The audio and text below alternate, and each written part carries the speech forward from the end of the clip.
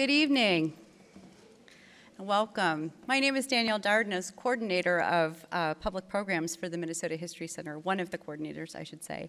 I have had the pleasure of working over the past 4 years with many talented colleagues and, of course, noted local and national experts, such as tonight's guest, to observe the 4-year sesquicentennial of the American Civil War, with programs like this one, the 2015 Lincoln Lecture, which explores the life and work of the man who is arguably our nation's most revered president. Abraham Lincoln believed that he who molds public sentiment goes deeper than he who enacts statutes or pronounces decisions. Lincoln understood the power of the press in politics. In his early days in Illinois, he wrote editorials arguing his case before voters. As president, Lincoln employed a multifaceted and flexible strategy to cultivate, battle, and manipulate the most powerful publishers of the day, all in service of one goal: the preservation of the Union. From his election until the day of his assassination, Lincoln effectively used the fractious, partisan media of his day to speak directly to a divided people and shape the nation in its darkest hours. In his engaging recent book, Lincoln and the Power of the Press, tonight's speaker, Harold Holzer, illuminates our 16th president's complex and masterful relationship with the media. As many of you know, Holzer is one of the country's leading authorities on Abraham Lincoln and on the political culture of the Civil War era. He serves as chairman of the Lincoln Bicentennial Foundation. He has authored, co-authored, and edited 50 books about Lincoln and his time. Holzer was awarded the National Humanities Medal by President George W. Bush in 2008 and wrote an essay on Lincoln for the official program at the 2013 re-inauguration of President Barack Obama. The longtime senior vice president of the Metropolitan Museum of Art, from which he just retired in July, Holzer was just recently appointed director of the Hunter College's prestigious Roosevelt House Public Policy Institute, a position he begins in 2 weeks. So much for retirement. We are honored to have him here to deliver the final Lincoln Lecture of the Minnesota Historical Society's Civil War Sesquicentennial Observation. Please welcome him.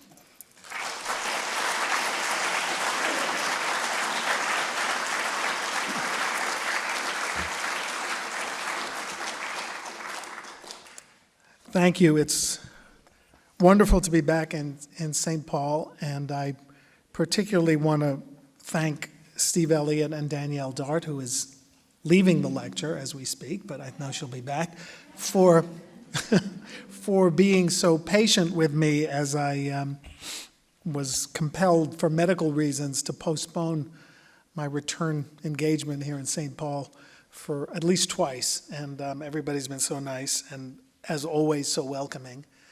And I wanted to wait until the New York Yankees had swept the Minnesota Twins before making my appearance. So I was invited to speak about my book, Lincoln and the Power of the Press, but if you write 50 books in 30 years, it means you churn out books. So I've done another book since then, called President Lincoln Assassinated, which is a compilation of first-hand reports and eyewitness accounts, newspaper reports of the assassination, the manhunt for the assassins and the conspirators, the trial, the execution, and the deification of Lincoln in churches and synagogues. So I had to decide which book to speak about, and my answer to myself was that I should speak about both. So I hope you don't mind. It might be a little longer than you bargained for, but there's no evening game. We swept the Twins in a day game. Or did I mention that already? I should give up while I have sort of your friendship. So I want to start with a quote, and this is the quote. "That means Negro citizenship. That's the last speech he'll ever make." And that's what an infuriated John Wilkes Booth vowed as he was listening to Abraham Lincoln deliver an address on Reconstruction from a second-floor window of the White House 150 years ago and 4 months on April 11th, 1865. So Booth vowed. That means Negro citizenship. That's the last speech he'll ever make. Or did he vow that? We know what happened, but Lincoln's was actually a sort of benign speech, not at all the kind of flag-waving victory speech that winners of wars often make, but in spirit, almost an epilogue to the peaceful ending of his second inaugural address, delivered 6 weeks earlier, and for which, after which he posed on the balcony of the White House. If you're wondering why he has this peculiar expression, it's because it's windy up there on March 6th, 1865. Lincoln really did bear malice toward none, it seemed. He really did propose to extend charity for all, even to rebels who had waged their bloody war to preserve slavery. But he also really did mean to help ex-slaves who had fought both for their own freedom and for the sanctity of the Union, a Union that had enshrined slavery in its Constitution for so many years, and technically still did, although the amendment that would reverse history was now hurtling toward ratification. Lincoln would not live to see it ratified in December. Partisan to the end, Democratic papers criticized the speech, charging that Lincoln was groping about like a traveler in an unknown country without a map. A Republican newspaper typified the other side of the spectrum when it editorialized that Lincoln's speech was wise in sentiment and pervaded by the logic of the heart. And that's the crux of understanding the press in the Lincoln era. Don't take any of these editorials too seriously. Every town in America, it seemed, every city had a Democratic newspaper that reviled everything that Lincoln said or did, and a Republican newspaper who believed that he was enunciating the gospel.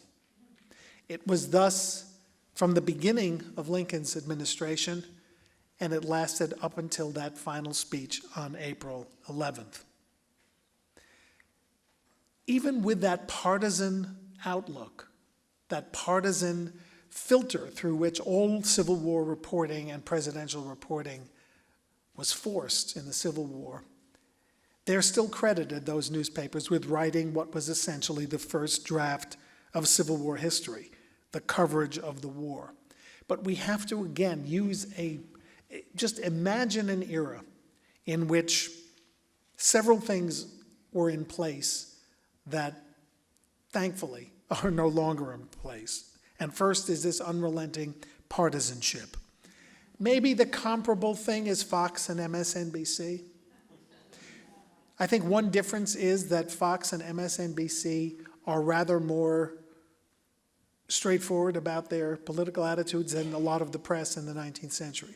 There were some that were Republican or Democratic flagships, unapologetically, proudly, but most insisted that they were telling the truth.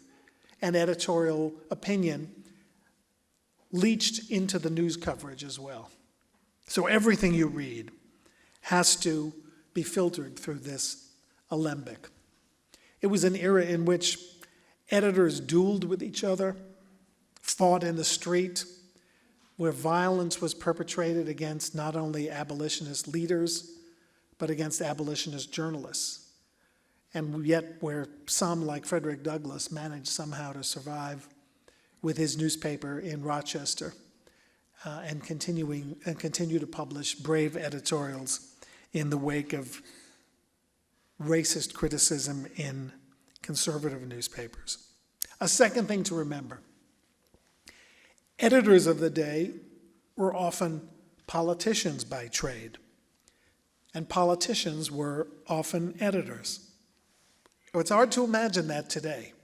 I mean, think of your local editors here, or I think of my local publisher, Arthur Sulzberger of the New York Times, who doesn't think of himself as a politician, and is horrified by the reminder that the first publisher of the New York Times was also Speaker of the New York State Assembly.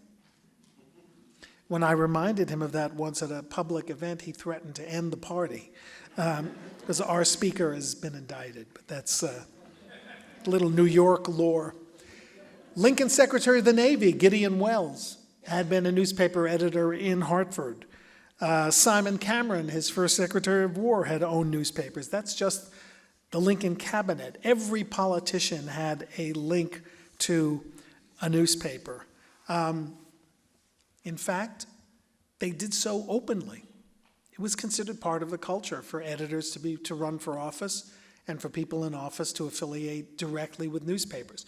The only person that I have found among the leadership of American politics who was secretive about that crossover was Honest Abe. So in 1859, Lincoln had been associated with newspapers all his life, all his adult life. His first adult home in New Salem. He becomes a postmaster. What better place to get newspapers? Everybody gets newspapers by subscription. You don't go to the corner or read the paper online. You have to get them in the mail. So people in New Salem began getting their newspapers carelessly folded. He said, "What's going on here?" "Oh, the postmaster's reading them first." They were rather proud of that.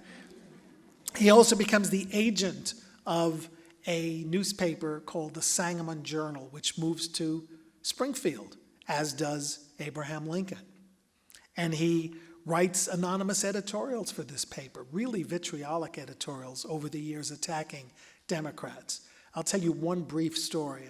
This is a dual happy period. It didn't end with Hamilton. Lincoln and Mary had broken their engagement, but they got back together in the home of this newspaper man who owned the Sangamon Journal. And they began writing anonymous editorials making fun of a Democratic politician. He was the state auditor or treasurer named James Shields. They wrote a series of very unflattering, almost childish parodies, giving him this elaborate Irish accent and making fun of his aspirations to be a ladies' man.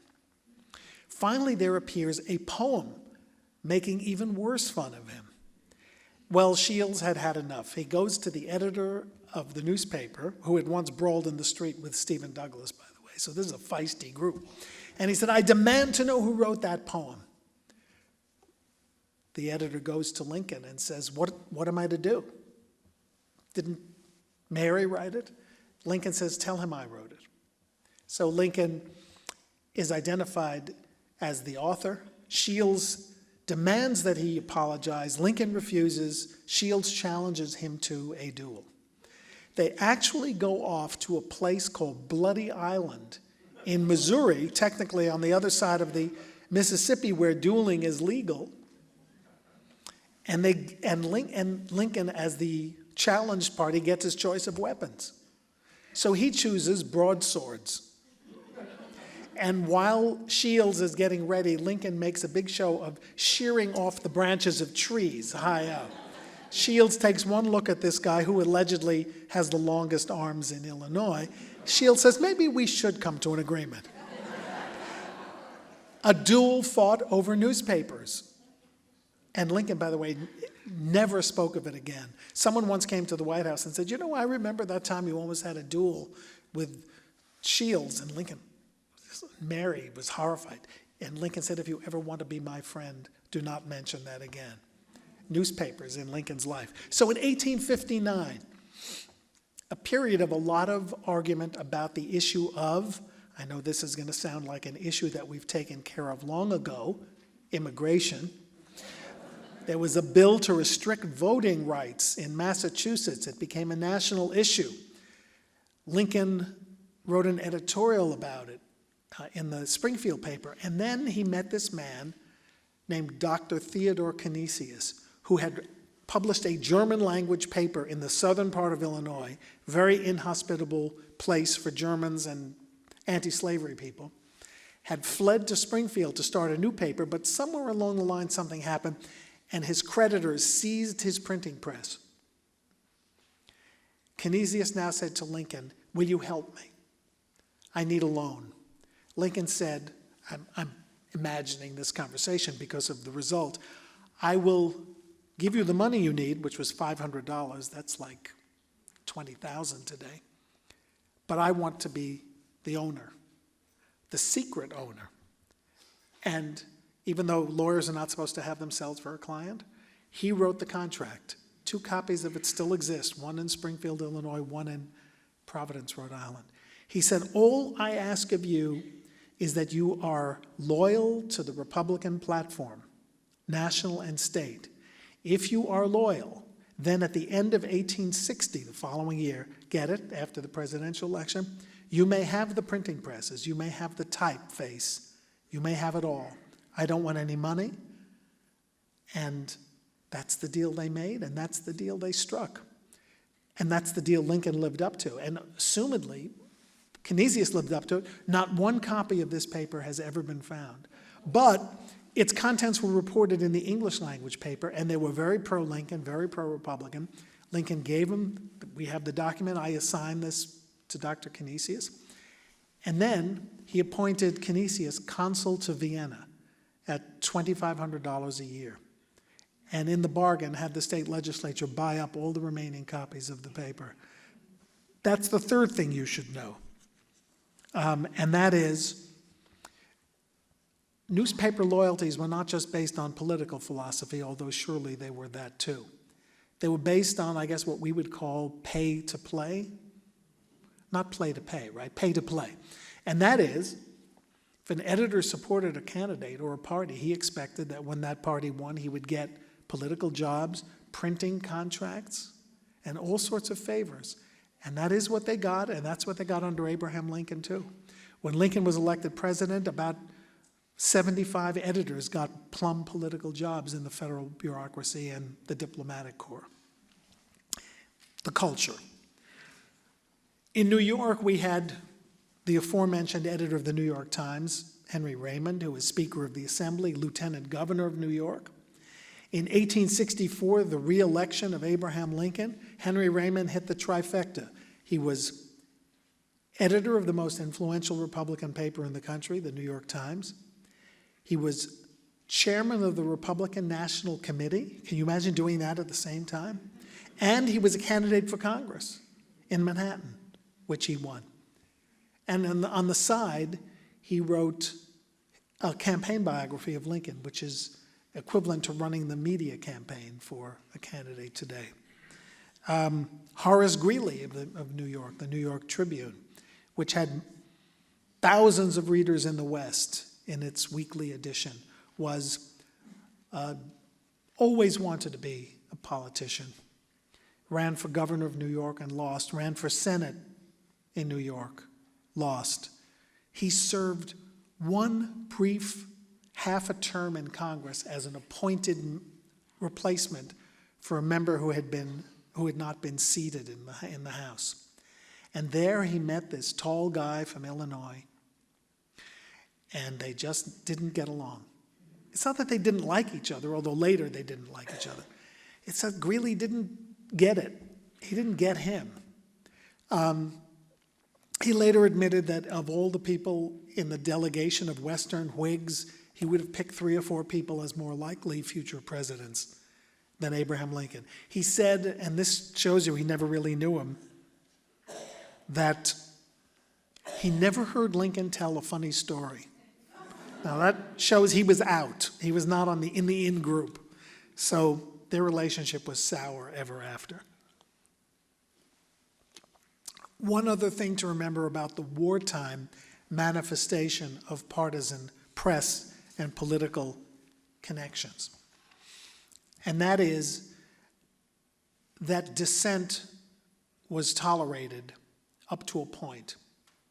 After the Battle of Bull Run, the Lincoln administration tolerated, encouraged, planned the muffling or the shutdown of nearly 200 newspapers in the United States. Can you imagine that happening today from newspapers who disagreed with President Obama or had disagreed with President Bush? The closest thing we have is the WikiLeaks scandal and the controversy about what to do with Mr. Snowden if he ever appears on our soil again. But this is the shutdown of the New York Daily News, the Chicago Times, the New York World, papers in places like Illinois that weren't in jeopardy of seceding. Other places where, in fact, secession was a threat, huge number of papers censored. Missouri, Kentucky. In Maryland, an editor was arrested named Francis Key Howard. He was thrown into Fort McHenry in Baltimore because his newspaper was claiming that the War of the South was a just war and the War of the North was a war of oppression. So does anybody see the irony of Francis Key Howard being in Fort McHenry? Shout it out if you know. It's his grandson. And he winds up imprisoned in the fort over which the Star-Spangled Banner once waved. Extraordinary. So that's the tension that exists. And as we heard in the introduction, Lincoln found a way around some of the partisanship by speaking directly to the people through the press. Only by the end, by the second inaugural and by that final speech, when there was still criticism, to be sure, had the public softened to some degree. The war was nearly over. The outcome was pretty much clear. A new era was dawning for black freedom in America. Lincoln, in his inaugural, asked whites to assume in the North to bear their share of responsibility for tolerating the hypocrisy of slavery in the South. Definitely the dawn of a new era. Still partisanship, but criticism to the end. Booth, watching this face on April 11th, illuminated by bonfires, he spoke the words that he and other white supremacists, Southerners, and Southern sympathizers had long dreaded. And that was, the time had come for African Americans, at least the very intelligent or those who have served in the army, to be given the right to vote. Now, to us, that sounds a little bit like, or a lot like, means testing. But it was the first time an American president had ever uttered the idea that the federal government would be an advocate for black voting rights in the North or the South. That means Negro citizenship. And by the way, he didn't use the word Negro. I'm inserting that. That's the last speech he'll ever make. And just as Booth promised, it was. He saw the results in the newspapers, covered in the newspapers. This was a big story, black voting rights. 3 nights after that speech, Booth shot Lincoln. Could even Lincoln's Lincoln's favorite dramatist, William Shakespeare, have created such a perfect ending? It's right out of a Shakespearean tragedy. A beloved and benevolent leader, staged high up in a well-lit window like the balcony scene. The multitudes arrayed before him like a carpet of laurels for a military victor, addressing his subjects, people to whom liberty had long been denied on both sides, and now offering in the grandest of gestures to extend liberty as no other president had before. And standing in the crowd on the White House lawn, otherwise filled with admirers, his face contorted with rage, was his future murderer, hissing to one of his accomplices, that means Negro citizenship. That's the last speech he'll ever make.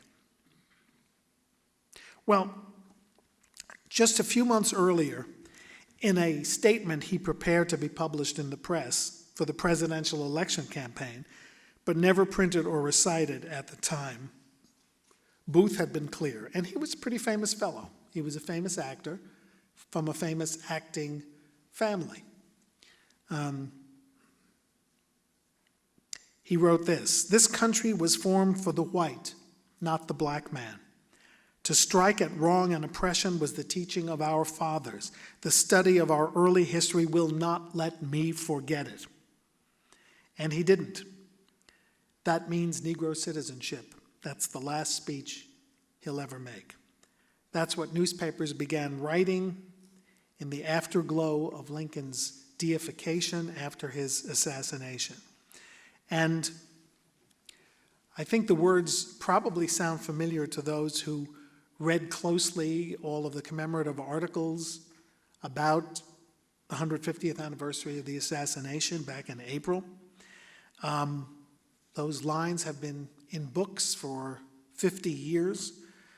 The great Lincoln assassination scholars like William Hanchett, Michael Kaufman have all used the lines in their books.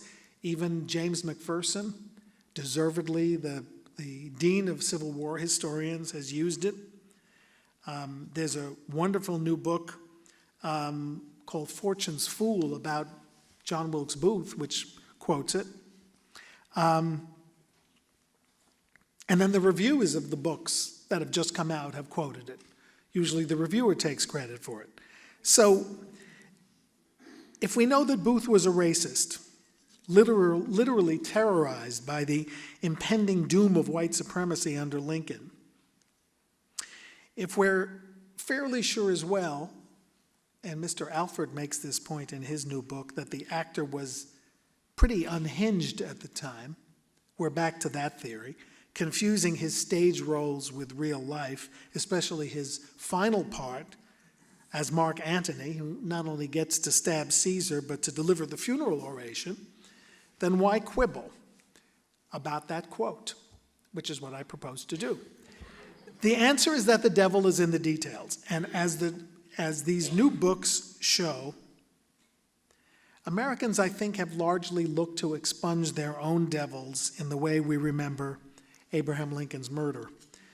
We've seen the best and the worst in ourselves in how we think Lincoln would have indeed bound up the nation's wounds and cared for those who had borne the battle, the way we lost him in a careless moment of jubilation, and the way we lamented his death and sanctified his memory afterwards as a liberator.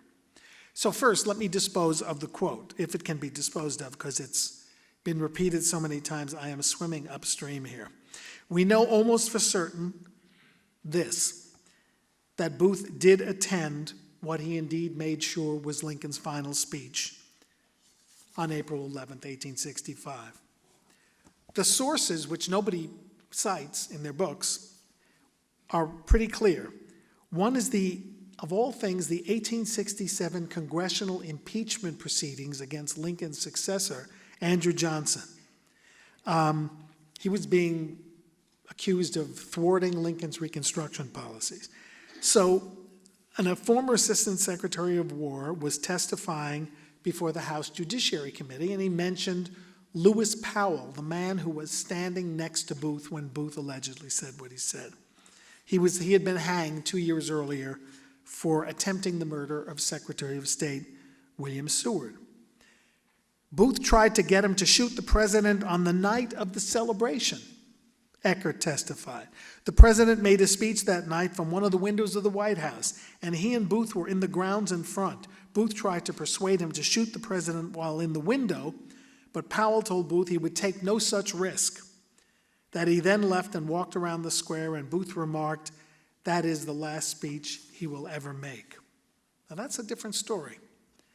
Booth asked Powell to shoot Lincoln in the window, even before he calls for black voting rights. No mention at all of the line, "This means Negro citizenship," and the vow is not daringly made recklessly on the lawn, but the last speech he'll ever make is uttered in the shadows of Lafayette Park, for those who know Washington, just right near the White House. So where does the Negro citizenship line come in?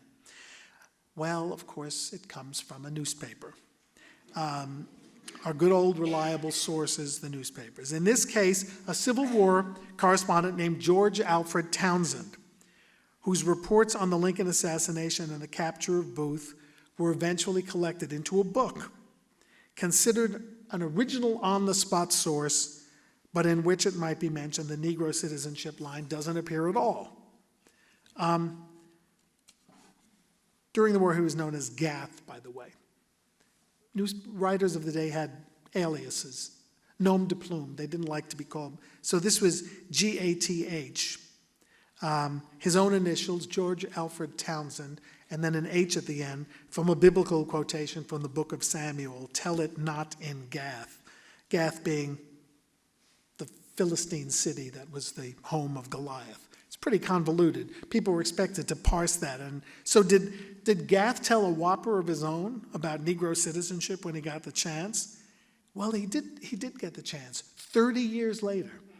In 1895, when he published a turgid novel, a novel, not a history, not a memoir, called Katie of Catoctin, or The Chainbreakers, a National Romance. Historical fiction, bodice ripper, 19th century style.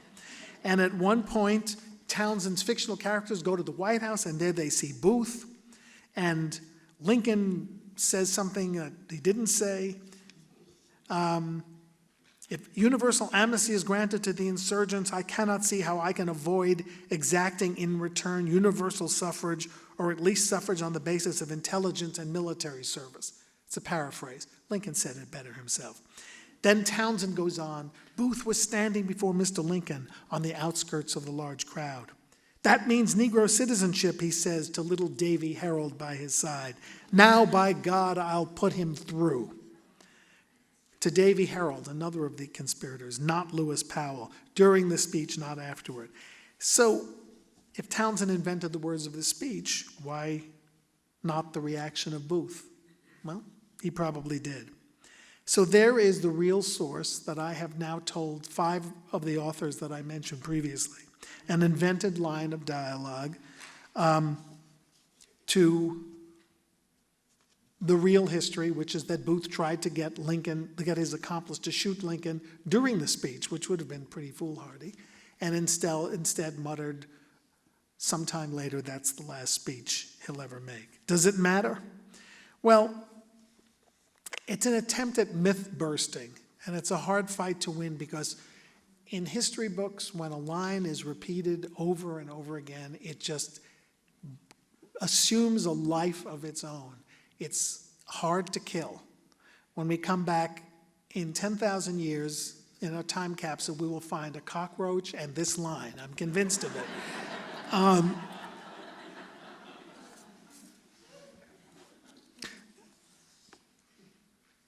I think we can get at Booth's motives without doing what the novelist did, over-dramatize.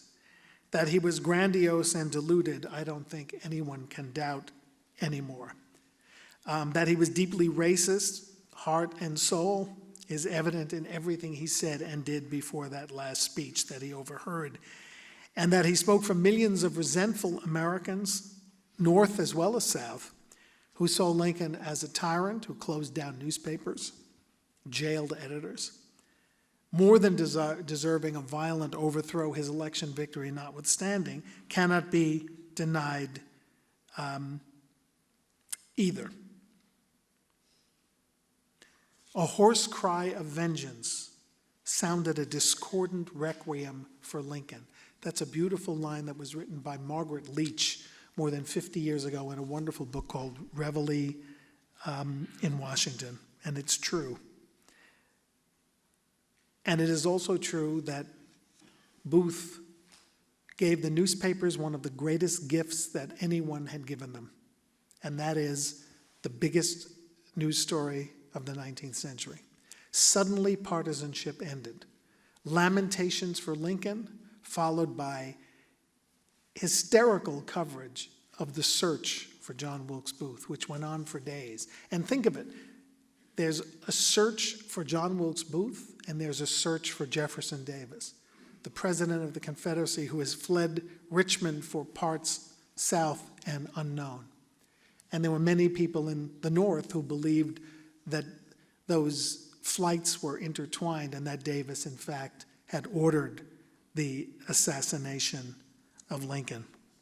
So how do we balance all this out? How do we seek not only motivation, but public reaction? In what source do we find the origins of Lincoln's unshakable hold on the American imagination?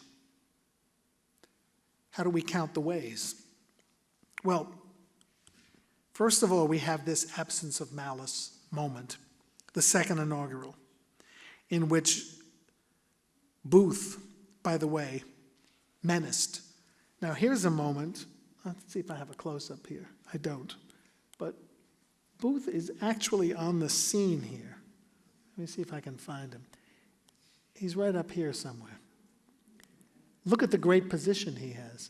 Again, a public act of vengeance is foolhardy. There are reports that as Lincoln walked through the Capitol Rotunda on his way to the portico, this crazed-looking man tried to get past security and the stanchions. It was John Wilkes Booth, who perhaps wanted to kill Lincoln on this inauguration day. So absence of malice and absence of fear. On April 4th, 7 days before that speech, 11 days before he was killed, Lincoln went to Richmond, to the conquered Confederate capital. Not the smartest thing to do. The capital was seething with angry rebels, but it was also filled with African Americans whose freedom was that day mandated by law with the arrival of the commander-in-chief of the Union Army. Because under the terms of the Emancipation, any slaves held in Confederate territory were free as of January 1st, just needed someone to enforce it. The Union Army and Abraham Lincoln did. The response, which could be the subject of an entire talk, was extraordinary. 4 or 5 witnesses, including an African-American journalist on the scene, reported that the African-American laborers around the wharves and the docks of Richmond raced up to Lincoln and followed him everywhere, touching him, taking his clothes, cheering, as the whites of the city looked on from their windows in the upper floors, peering behind their curtains. There was also an absence of bravado. A few days before his final speech, that April 11th speech, Lincoln joked that he was reclaiming the song Dixie. It's a prisoner of war. It was ours before those people yonder took it, and we're taking it back. And he ordered the band to play Dixie. His little son waved the stars and bars, a captured Confederate flag. Can you imagine? Even then it was a disturbing symbol because one of the White House staff pulled him violently from the window with the flag. But it was sort of a moment of relief expressed. Then there's also the cruel irony or the fateful irony of the religious calendar. We can never forget that Lincoln was shot on Good Friday. I found a letter once from a bishop in Rhode Island who wrote to Lincoln a few weeks before the assassination and said, "I would think it an honor to God if you would proclaim the next Good Friday a day of fasting and humiliation." Lincoln didn't pay much attention to the letter. He wanted the pleasure and the relief of going to a knockabout comedy, a drawing room comedy. And there he met his end. Still, on that Easter, he's celebrated as a second Jesus who died for his nation's sins, and was also the Jewish holiday of Passover, where in synagogues around the north, he is lionized as a second Moses who proclaimed liberty throughout the land and through all the inhabitants thereof. Not everyone agreed. Booth, hiding out in a Maryland swamp, feeling hunted like a dog, clung to the belief that his oppressed countrymen had prayed for Lincoln's end. Surely he would be vindicated when the newspapers published his letter of explanation. "Many I know," he wrote in his diary, "the vulgar herd will blame me for what I am about to do, but posterity will justify me." It was the spirit and ambition of Caesar that Brutus struck at. Caesar must bleed for it. Well, the newspapers did not lionize Booth. They described him not as a hero, but as a savage. "I am here in despair," he wrote to his diary. And why? For doing what Brutus was honored for what made William Tell a hero, for striking down a greater tyrant than they ever knew. "I am looked upon as a common cutthroat." Booth died clinging to the hope that he would not only be absolved, but congratulated. His braggadocio seems delusional now, but it would have seemed less so at the time. By the way, Booth's letter, the one he wrote to the newspapers, was never published. The guy who he entrusted it to was so petrified when he heard the news of the assassination that he burned it. It's also a bad source because he somehow reconstructed it 10 years later out of his memory. There was a commercial aspect to the mourning. The newspapers of the day are filled with these advertisements for mourning badges, black crepe, which was prices ever escalating.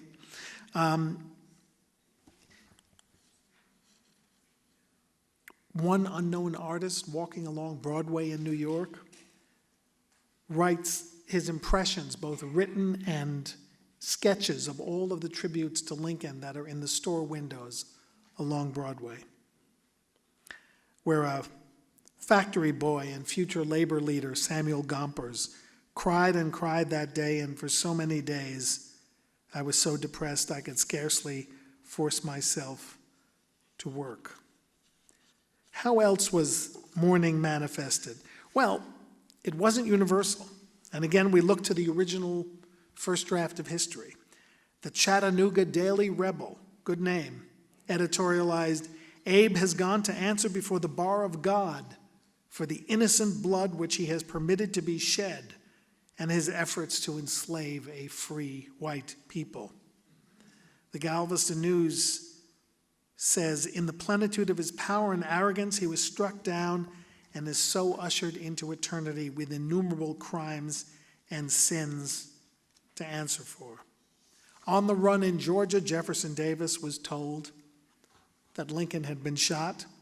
With cold-bloodedness, he says, right out of Macbeth, Lincoln's favorite play, by the way, "If it were done, it were better well done."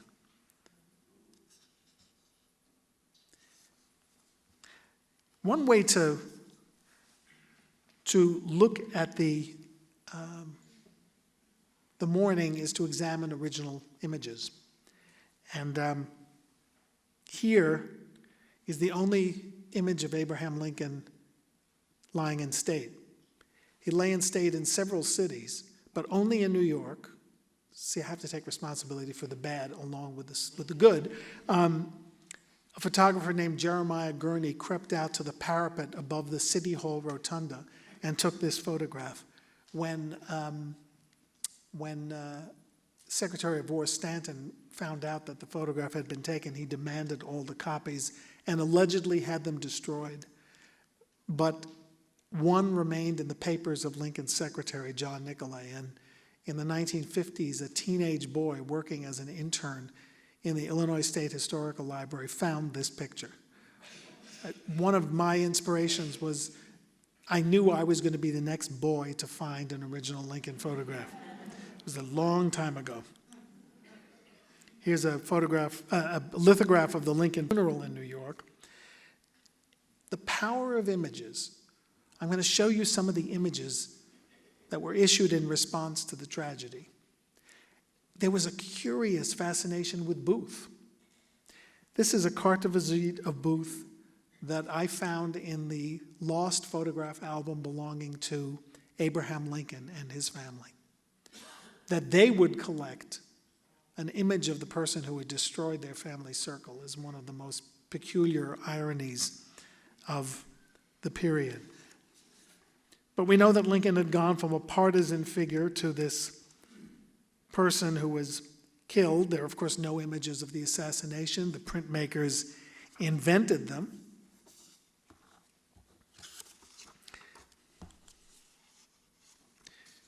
Some of them rather amusing. I mean, this is Lincoln pumped up from recent exercise regimens or something.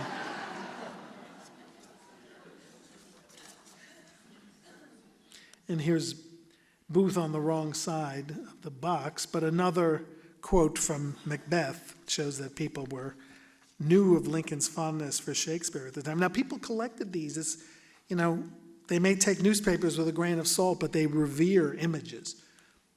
Here's one of the oddest of the assassination images, Lincoln standing up after being shot and holding his head. I always thought that the strangest thing is how many people looked like Lincoln in the audience. Booth, as you may know, broke his leg jumping from the presidential box to the stage. This would not have done it. The box was up here, of course, in reality. If you're looking for a suspect, how about this guy who's pretending to check his flute during the... These were all accepted and purchased. How about this one? Satan tempting Booth to the murder of Lincoln.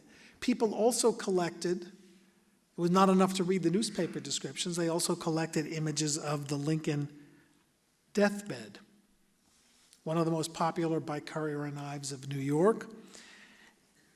And it shows Mary and their little boy Tad weeping at Lincoln's bedside. In truth, Mary was not permitted in the room by Secretary of War Stanton, and Tad was never brought to the scene. For those of you who saw the Lincoln movie, you may know or remember that Tad was a play of his own that night, Aladdin, and was brought back to the White House and never brought to his father's bedside. This is General Henry Halleck, the Army Chief of Staff. When this came out, people seemed upset, not that Mary had been included, but that the new president wasn't included. He had made the briefest of visits to the bedside, but they reissued the same print with Johnson's head on Halleck's body, just to satisfy. And then eventually Mary wasn't even allowed in the room. She's outside with Tad, and Johnson is the chief mourner in the room. Also by Currier and Ives, 3 different versions. German and English. Johnson is now here. Mary, I guess, this is Mary. Some more realistic than others. This looks eerily like a real bedside, a real death vigil. This is Robert Lincoln, who was there. Also very photographic.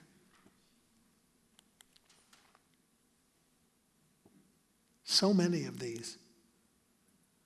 And I guess, I don't mean to make light of the images, but this is one of the strangest. Here we've got the minister who is in full regalia as he does a prayer. Andrew Johnson is now holding Lincoln's hand as he dies, and Mary and Robert seem to be stealing some sort of incestuous kiss in the background. And yet, enough copies of this survive so that we can be confident that people bought this at the time, not knowing what the real scene looked like, from the ridiculous to the sublime, except that there are 60 people in this scene.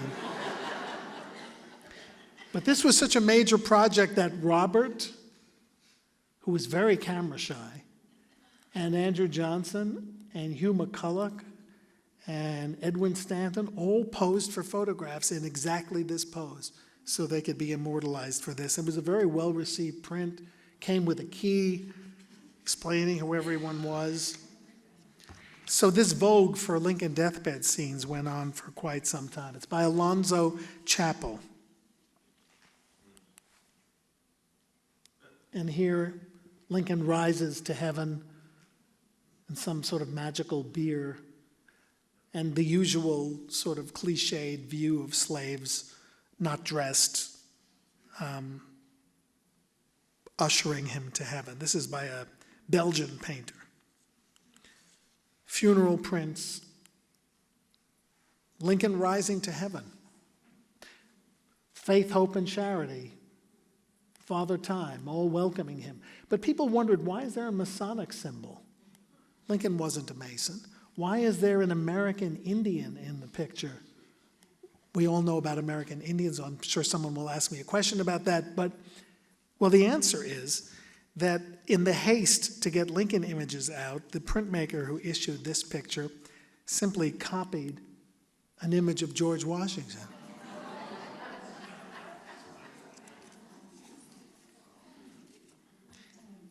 So I'm going to skip to one I want particularly to show you. These are all images that came out after. And this one is, crude though it looks to us today, it's the only one I've ever seen from the West Coast. It's actually published in San Francisco. Racial stereotypes acknowledged. It shows a Lincoln memorial tablet engraved with an image of the martyred Lincoln. The dragon of secession is slain in the foreground. The chains of slavery are broken. Columbia, the symbol of the country, is in mourning, and a newly liberated black man holding his head in tears in the background.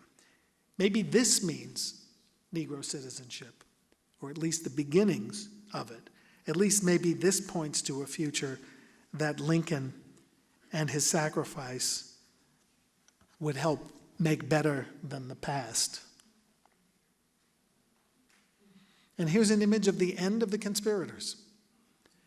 July 1865. We do not think serious injustice will be done. Not terribly unlike the scene from Mankato with the mass execution of American Indians.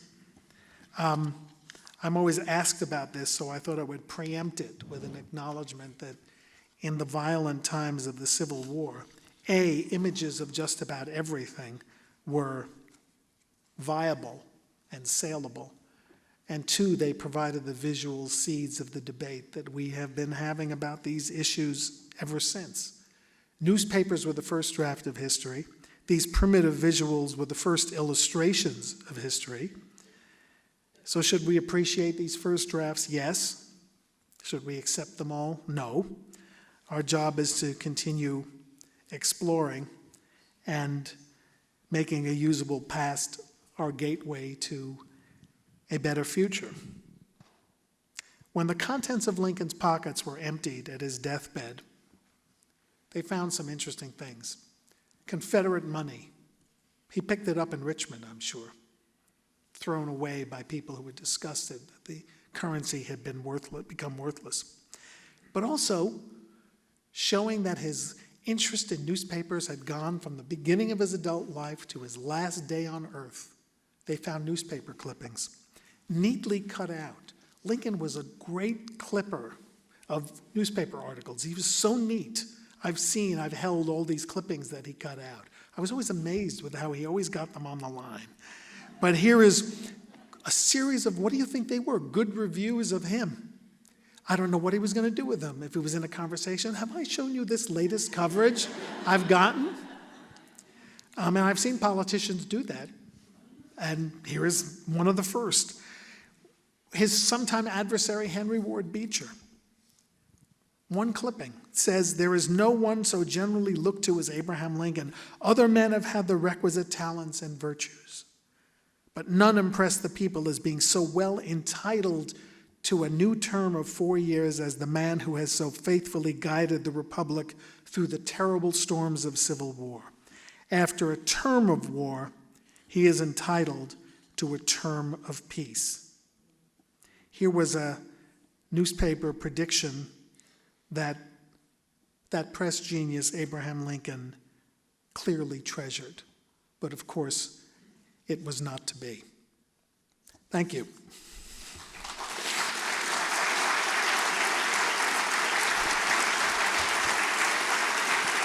Thanks.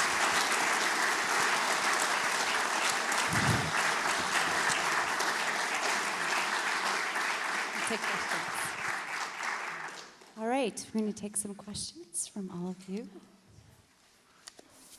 Someone has to be the first. That's always the problem. And they're always in the back. Yeah. Please bear with me. Danielle was an Olympic hurdler. Is that what you call it? On the hurdler.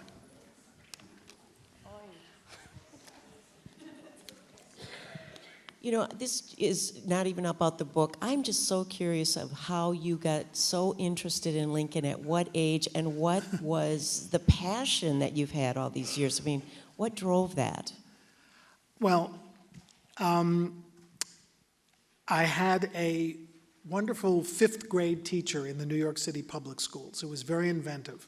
And one day she brought in a big hat filled with the folded up names, as she explained, of American and world heroes. Our assignment was to line up and take a name and go up to our middle school library, read a book, and then write what we then called a composition. Remember when those were called compositions? Those who were old enough. So I picked Lincoln. I always tell people that my friend who was right behind me picked Genghis Khan, and that always gets a laugh before the punchline. He picked Genghis Khan and he wound up as a rock and roll promoter. So I think there's some connection between these moments. So I went to the library, I took out a book, and I think part of this was to learn how to find the books on the open stacks. A book called The Lincoln Nobody Knows by Richard Nelson Current, who was from the Northwest, spoke Norwegian, fluent Norwegian, and loved that book, came to love that man. He lived to the age of 100, and I got to know him. But that was the book that inspired me, and I was off to the races from there. So, I mean, I think what people say is true. One great teacher can really change the life of a student, even if it's one moment. Because the rest of the time, we all were throwing erasers around the room, but one moment was. It was also the Civil War centennial, so that supported the interest. You know, the Civil War centennial missed a lot of what the war was about. But for a boy, not to be gender specific, but for a kid growing up, hearing about battle recreations and all this stuff was very enticing. And President Kennedy was a supporter of the movement, and I read that President Kennedy, at the first meeting of the Civil War Centennial Commission in Charleston, South Carolina. I don't know if any of you know this story. First meeting was going to be at a hotel in Charleston. There were 12 white members of the commission and one African-American woman. And the African-American woman was told, well, where will you be staying? And she said, well, aren't we all staying at this hotel? And they said, well, you can't stay at that hotel. You have to stay at the other hotel.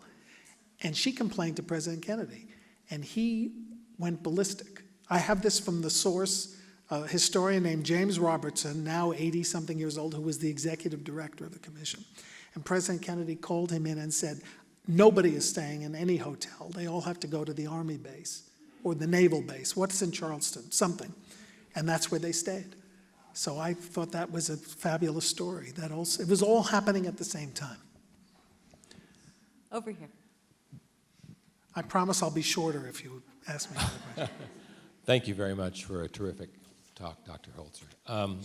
I'm interested in the other means of communication besides newspapers. I know you're speaking about newspapers, but a lot of people didn't read, of course, in the 19th century, and there was many other ways of people to communicate with each other and to communicate news and what we would call news, like the water cooler, the theaters, sermons, bars, conversations. I mean, you must have looked into that as well as newspapers as a way of people sharing information and this whole kind of universe of communication in the 19th century. You know, that is really a terrific question. I've been talking about this book for, a year and a half, and you're the first person to ask that question.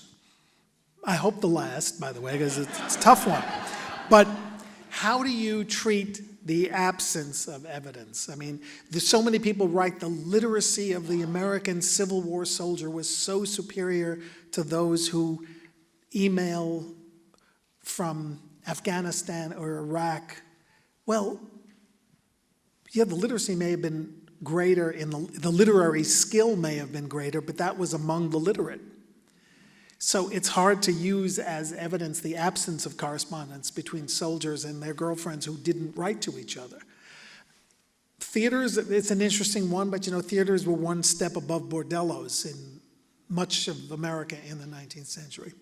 Yes, information would definitely be received in the church, but it was also received at political rallies. And political rallies and newspapers were deeply entwined, and that's the point I make in the book. There were always political speeches going on. There were lyceums, there were lecture halls, there was the street, there was the state fair. We just read about the candidates from both sides going to the Iowa State Fair. Well, Lincoln went to the Wisconsin State Fair. He went to the Illinois State Fair. He spoke there all the time. Douglas spoke there in rejoinder before the Lincoln-Douglas debates. So that political oratory was huge. Somehow 80% of the eligible voters, of course they were all white males, but 80% of that eligible pool cast ballots for president in 1860. So somehow the level of communication was such that it aroused people at a level that we don't even come close to today in an allegedly fully literate society. But it's worth pondering and always keeping in mind, but hard to collect anything but anecdotal data about that. I think political rallies is the one that we should add. Over here.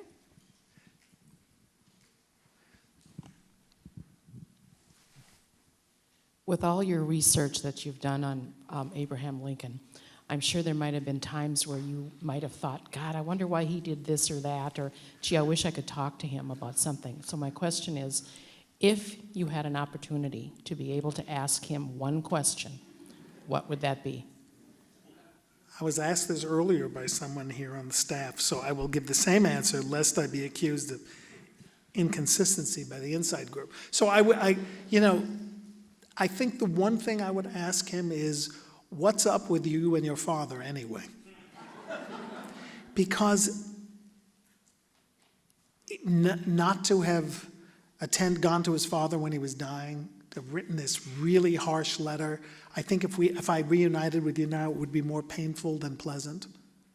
Not to go to his funeral, not to pay for a headstone despite promising his stepmother that he would, never erected a tombstone on his father's grave. Now, something about that relationship was poisonous, and I don't think we have an explanation for it. Yes, maybe Thomas Lincoln belted him once in a while, but that was not that unusual. Maybe he said, I need you to work on the farm, stop all this silly reading. But, that's why farmers had 10 kids in the early 19th century, so that people could work the farm. Thomas Lincoln had one son, and he needed his help. So it's remarkable that a man who was so tolerant and had such empathy, I hate that word, but he was empathic, it sounds fancier, didn't have a relationship with his father, in fact had a terrible relationship. In some way, it helped build or alter his character. And I would like to probe it, not being a psychoanalyst or that well-versed in psychology. That would be the first question I asked. And then I would want to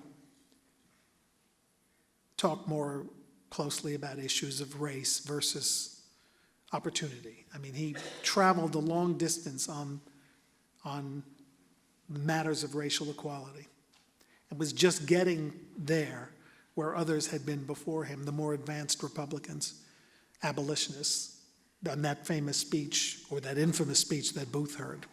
So that I would want to talk about too, but I'm dying to know about his father.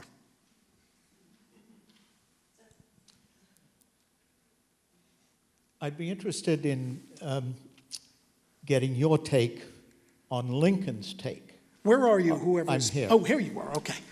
Yes. That 150 years after the Civil War, the Confederate battle flag still flew on the grounds of a state capitol, that it was still on license plates in some states and on some state flags. Well, again, the story about little Tad, who obviously got a captured flag when the two of them walked hand in hand onto the streets of Richmond, waving it impetuously and impishly and being restrained by an African-American member of the White House staff and being pulled inside by his coat collar. There was no tolerance for that symbol. It symbolized, for those who didn't care about racial equality, it symbolized disloyalty. It symbolized the banner under which people had waged a war that cost what we now know was 750,000 lives, the equivalent of 20 million Americans dying today in a war by population. I mean, people have to remember that that symbol was resurrected by anti-integrationists in the 1950s. It was dead and buried until it was revived as a symbol of resistance to racial integration. And it has nothing to do with states' rights, in my humble opinion. It has nothing to do with, what do they call it? Memory, legacy, heritage. So does the swastika. That's somebody's heritage, but it's expungible. It's a symbol of hatred, and I don't think Lincoln would have tolerated. You know, it's all counterfactual. I don't know. But when he went to Richmond, this is an interesting story. Just reminded of this today because I'm preparing another talk, if I get my breath back, for a few weeks from now in California. Lincoln went to the grounds of the state capitol in the Confederate Capitol in Richmond, that great building that Thomas Jefferson designed that had been the Virginia state capitol. It looks like the Parthenon. It sits on a hill. The Stars and Bars had been waving there until April 2nd and 3rd, when the Union took Richmond and the flag was lowered. Abraham Lincoln went to that state capitol. I think that's where he picked up that Confederate money. And he was asked to raise the American flag. And 2 newspapers reported that because of his physical condition, he couldn't do it. That's just a reminder of how careworn he was. And that image I showed you at the beginning of the slideshow where he looked so painfully thin, he was a sick man. I don't know if he ever could have regained his strength and health. But that's what Lincoln was going to do symbolically that day and all over the South. Raise the American flag, no other flag. Okay, right here.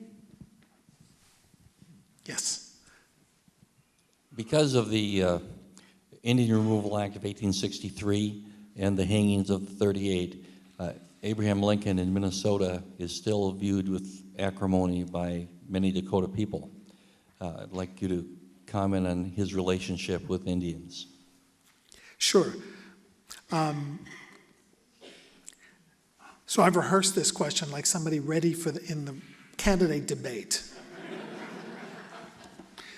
Because last time I was here, about 8 years ago, a Native American woman asked me the question, and it sort of took me by surprise, but my answer hasn't changed that much, and that is that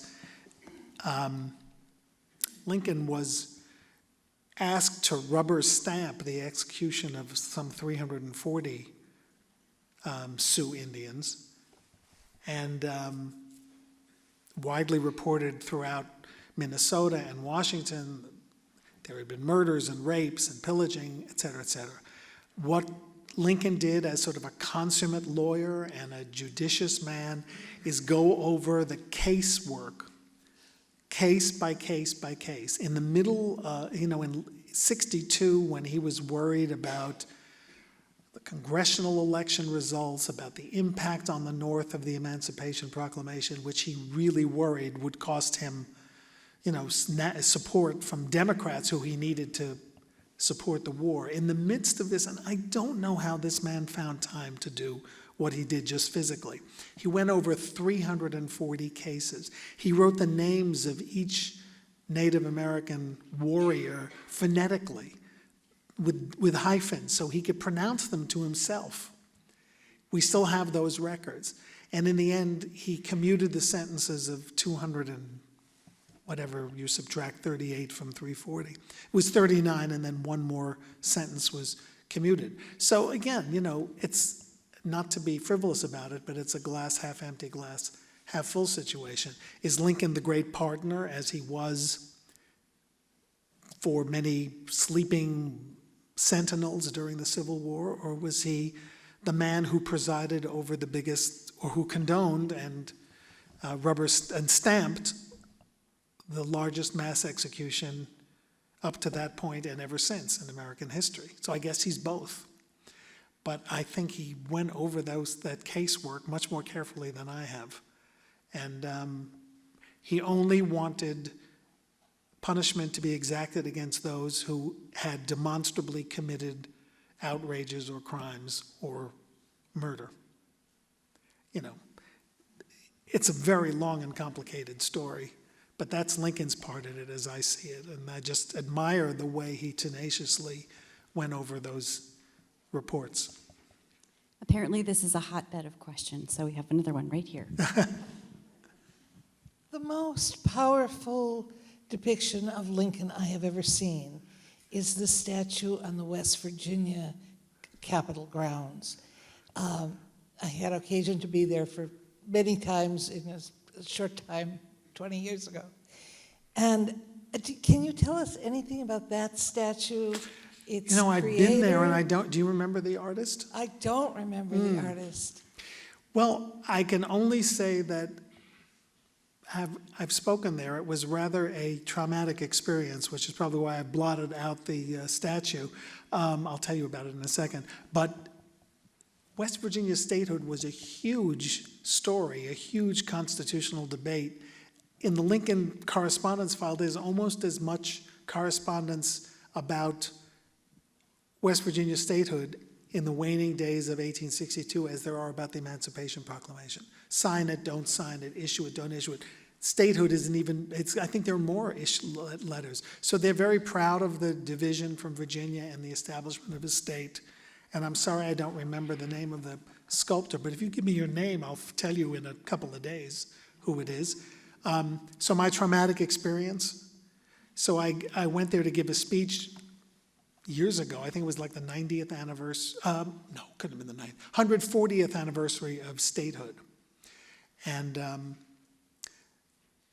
they told me, bring a newspaper and, carry it over your head. And I said, why? I mean, I know I was losing my hair at the time, but I didn't think it was that obvious. They said, because of the locusts. So I had just arrived with the arrival of the 14-year locusts. And they definitely chased me from my hotel all the way to the state capitol. And you blame me for not looking at the statue. I'll find out. I have to have a good excuse for being ignorant about something. The program describes press suppression, including mobs attacking 200 newspaper offices in General Burnside's activities, and there's a quote from Clement Vallandigham. Did Lincoln condone the mob actions against those newspapers? The only time that he actually put his name on an act of newspaper suppression was in June of 1864 when he signed an order closing down 2 newspapers in New York for publishing a proclamation that said that the government was going to impose a new draft and a new recruitment call for 400,000 soldiers. That, of all things, is what drove him into closing down 2 newspapers. The reasons are complicated, but so the answer is the Post Office Department did it, the Interior Department did it, General Grant did it, General Burnside did it, the generals in Maryland did it, Philadelphia did it, an editor was tarred and feathered in Massachusetts by mobs. A lot of returning veterans from the first 100 days of the war. They only signed up for 90 or 100 days. They lost the Battle of Bull Run. They came home and they were really embarrassed. And they took out their anger at Democratic newspapers who said, our soldiers are coming back, don't enlist. It's a lost cause. He turned the other cheek. And, it's a thing that we still debate. And Lincoln defended it. In his second inaugural, he said 4 years ago there were insurgents in this city who would rather the Union dissolve without war. Enemy agents. He believed that newspapers who criticized the draft or criticized recruitment were treasonous. And his administration was pretty consistent about that. It's an extraordinary story. I have to thank my lovely colleague Beth here for using her smartphone to get the name of the sculptor of the West Virginia state capitol sculpture of Abraham Lincoln. It was done by a sculptor named Fred Martin Torrey, and it was inspired by the Vachel Lindsay poem, Abraham Lincoln Walks at Midnight. Wow. So we don't have to exchange cards. You still can, of course. So it's not a 19th century, or at least it's not a contemporaneous with Lincoln. No. Okay. I feel a little bit better. Any more questions this evening? Yes. Could you explain a little bit about the relationship between Carl Schurz and Abraham Lincoln? Well, they were both very tall. I think Lincoln loved tall people. He liked to measure back to back and all this kind of thing. So Schurz was a great leader of the German population in Illinois and in the West, and Lincoln treasured getting Germans out to vote, because when they voted 90% for Republicans. It was always a battle. Do you let the Irish vote because they vote for Democrats? You let the Germans vote because they vote for Republicans, and everybody's saying the others shouldn't vote, the others are guilty of fraud. As I said before, that hasn't changed much. Schurz was a big Lincoln admirer, but also an occasional critic. Wrote wonderful things about seeing Lincoln in the 1850s on railroad cars, telling stories, keeping people entranced on long journeys. And then Lincoln wanted Schurz to serve in the diplomatic service in the war. He was so valuable overseas, and he did it briefly, but Schurz wanted to be in the military. And that was his big mistake. Lincoln gave him a commission. I guess it would be a mistake to say he led troops. He commanded troops, not very successfully. But he was always a tremendously loyal Lincoln supporter. I would say maybe second most important of all the German officials and politicians and writers who Lincoln knew. Kerner was probably number one, whose descendant was governor of Illinois as recently as 20 years ago, I think. Interesting man. There's a great book about him by my late friend Hans Trefus. If you're looking for a book about Carl, he always used to say Carl Schurz, so I'm trying to do it correctly. Interesting character. All right. Harold will be signing copies of his books that are available in the store at the table where you checked in the center of the rotunda. Thank you, everyone, for being here this evening.